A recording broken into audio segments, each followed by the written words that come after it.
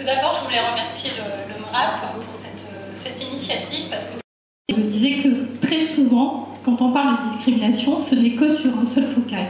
Très rares sont les initiatives où on parle à la fois, on va dire, de la le terme exact, c'est l'intersectionnalité, c'est-à-dire que prendre en compte les discriminations dans leur intersection. Parce qu'elles sont à la fois multiples, mais elles ne sont pas superposées.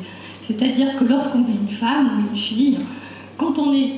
Il y a quand même une discrimination liée au sexe au départ, soit, mais la discrimination n'est pas la même quand on habite un certain quartier. D'ailleurs, je me réjouis du 20e critère de discrimination sur la zone géographique.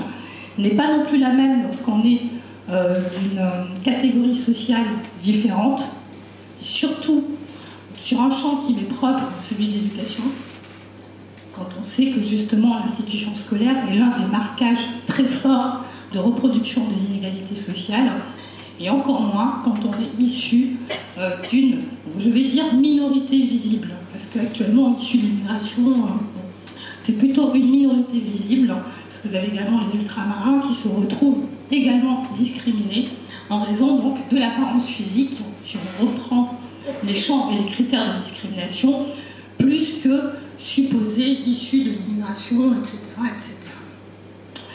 J'en profite également pour parler d'une action qui est mise en place par l'Union régionale des CIDFF depuis 1 an, qui a été expérimentale avec la Dordogne et qui va être généralisée, y compris à Mont-de-Marsan dès la rentrée, sur les jeunes filles issues, sur la discrimination à l'orientation des jeunes filles issues d'immigration au niveau du collège.